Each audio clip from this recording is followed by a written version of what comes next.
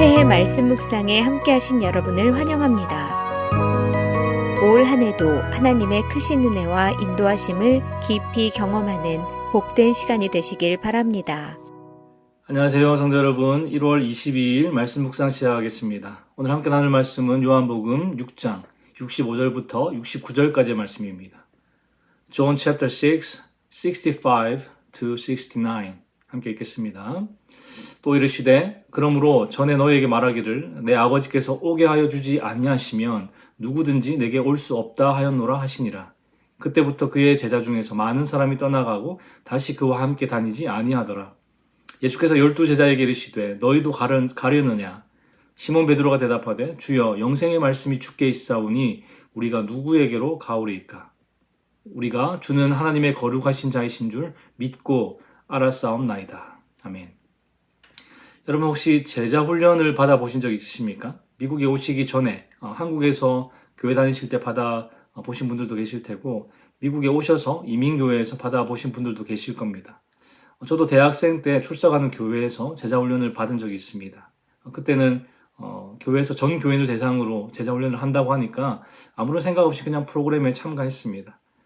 매주 담임 목사님과 교재를 가지고 공부하고 주중에는 과제로 신앙서적 읽고 독후감 쓰는 것도 하고 성경 읽기, 기도하기 등 여러 가지 공부와 또 과제를 몇 개월씩 하고 수료를 했습니다. 2000년대 초반에 많은 교회들이 유행처럼 이런 제자훈련을 시행했었는데요. 공교롭게도 2000년대 초반부터 한국의 기독교 인구가 급격하게 감소하기 시작했습니다. 물론 그 시기에 샘물교회 선교팀 피랍 사건과 또 목회자들의 성적인 타락 문제, 교회 재정을 횡령하는 문제 등 기독교 안에 많은 문제들이 드러나면서 사회적으로 많은 비판을 받았고 그 결과 기독교 인구가 줄어들지 않았나 하는 진단을 많이 합니다. 충분히 그럴 수 있죠. 그러나 저는 기독교 인구 감소에 대해서 조금 다른 관점으로 바라봅니다.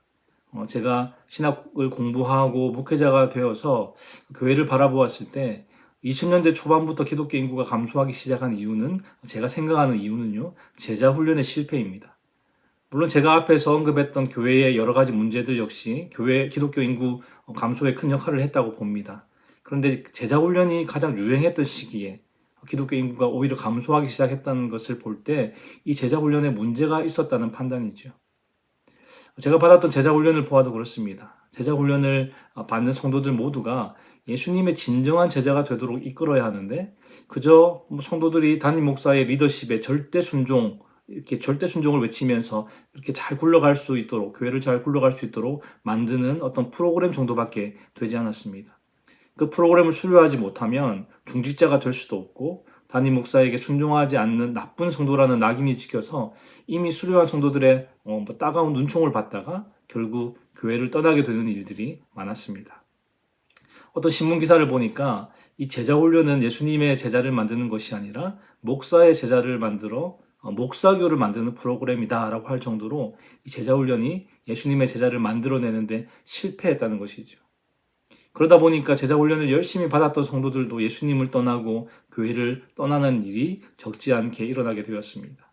당연히 제자훈련을 잘 받아서 예수님의 제자로 열심히 신앙생활하는 성도들도 있겠죠. 그러나 참 많은 성도들이 제자훈련을 받았음에도 불구하고 예수님과 교회를 떠나는 것을 보게 되었습니다.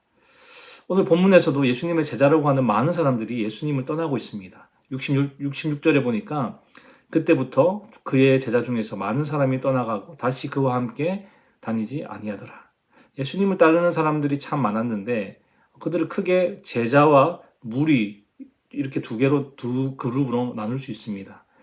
오병이어 기적 이후에 큰 무리가 예수님을 찾아다니다가 예수님을 만납니다. 그때 예수님께서 26절에 이런 말씀을 하시죠. 너희가 나를 찾는 것은 표적을 본 까닭이 아니요 떡을 먹고 배부른 까닭이로다. 예수님이 주시는 떡을 먹고 배불러서 예수님을 따랐던 무리들은 예수님이 하시는 말씀을 이해하지 못하고 믿지도 못했습니다. 그런데 심지어 예수님의 제자들 중에서도 많은 사람들이 예수님의 가르침을 받아들이지 못하고 예수님을 떠났습니다. 60절과 61절 한번 읽어볼까요? 60절, 61절입니다. 제자 중 여럿이 듣고 말하되 이 말씀은 어렵도다. 누가 들을 수 있느냐 한데 예수께서 스스로 제자들이 이 말씀에 대하여 수군거리는 줄 아시고 이르시되 이 말이 너에게 걸림이 되느냐. 그냥 먹을 것만 바라보고 예수님을 따랐던 무리가 아니라 예수님을 진지하게 따랐던 제자들도 예수님의 가르침을 듣고 그것을 받아들이지 못했습니다. 왜 받아들이지 못했을까요? 60절에 보니까 예수님의 말씀이, 예수님의 가르침이 어려워서라고 기록되어 있습니다. 그런데 어렵도다라고 번역된 이 헬라어 단어 스클레로스라는 이 단어는요, 이해하기 어렵다라는 의미가 아니라 거슬리고 반감을 품게 만든다 혹은 싫다라는 의미입니다.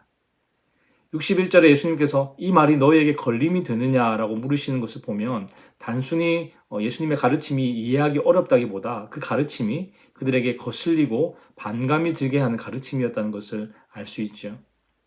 그럼 예수님의 어떤 가르침이 제자들의 심기를 불편하게 만들었습니까? 앞에 본문에서 언급된 것들인데요. 첫 번째로 38절에 내가 하늘에서 내려온 것은 내 뜻을 행하려 함이 아니요 나를 보내신 이의 뜻을 행하려 함이니라. 예수님께서 하늘에서 내려오셨다는 말이 그들을 거슬리게 했습니다. 유대인들은 예수님의 이 말을 듣고 요셉의 아들 예수가 아니냐, 그 부모를 우리가 아는데 자기가 지금 어찌하여 하늘에서 내려왔다 하느냐라고 서로 수군거렸습니다. 제자들의 심기를 불편하게 만들었던 두 번째 이유는 54절과 55절에 내 살을 먹고 내 피를 마시는 자는 영생을 가졌고 마지막 날에 내가 그를 다시 살리리니 내 살은 참된 양식이요 내 피는 참된 음료로다. 예수님을 따르던 제자들 중 많은 자들이 예수님의 살과 피를 먹지 않으면 영생을 얻을 수 없다는 말씀을 받아들이지 못했습니다. 이들은 예수님의 이 말씀을 문자적으로 이해했기 때문에 율법적으로도 문화적으로도 받아들일 수가 없었던 것이죠. 그러나 이 말의 의미는 십자가에서 살이 찢기시고 피를 쏟으시는 이 예수님의 희생적인 죽음을 믿음으로 받아들이는 자에게 영원한 생명, 즉 영생을 약속하신다는 의미지요. 우리는 예수님의 살과 피에 대해서 설교도 많이 들었고 또 성찬식을 할 때마다 예수님의 살과 피를 먹고 마신다는 의미에 대해서 묵상하기 때문에 그 의미를 잘 알고 있습니다. 그러나 예수님의 이 말씀은 당시 제자들에게는 정말 충격적이었기 때문에 심기가 불편해진 제자들이 예수님을 많이 떠났습니다. 그런데 예수님은 이 현상을 보시면서 65절에 이렇게 말씀하십니다. 다시 한번 읽어볼까요? 65절입니다. 또 이르시되 그러므로 전에 너에게 말하기를 내 아버지께서 오게 하여 주지 아니하시면 누구든지 내게 올 수 없다 하였노라 하시니라.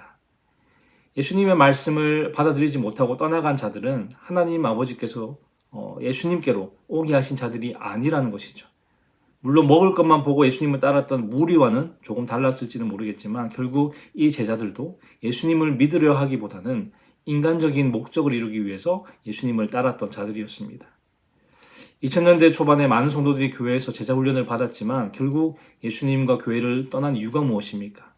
겉으로 볼 때는 교회의 부조리함, 목회자들의 타락, 교회 안에 사랑이 없다, 이런 이유를 들겠지만 결국 예수님에 대한 믿음이 없었기 때문입니다. 그들이 예수님만 바라보았다면 아무리 다른 부정적인 이유들이 있었다 할지라도 믿음을 가질 수 있었을 겁니다. 그러나 인간적인 목적을 가지고 나와왔기 때문에 아주 쉽게 외부적인 요인에 흔들리고 예수님과 교회를 떠나게 된 것이죠. 예수님께서 12 제자들에게도 물으십니다. 67절에 너희도 가려느냐? 이 질문은 너희들도 어떤 인간적인 목적을 가지고 나를 따르는 것이냐고 물으시는 것이죠. 이 질문에 베드로가 대답합니다. 68절에서 69절 함께 읽어보겠습니다. 시몬 베드로가 대답하되 주여 영생의 말씀이 주께 있사오니 우리가 누구에게로 가오리이까?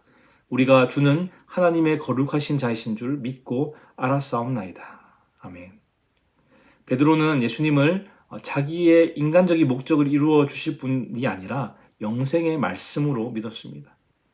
성도가 예수님을 떠나지 않고 끝까지 따르는 이유는 단 하나입니다. 바로 영생의 말씀이 예수님께 있기 때문이죠. 이 영생의 말씀은 예수님만 주실 수 있습니다.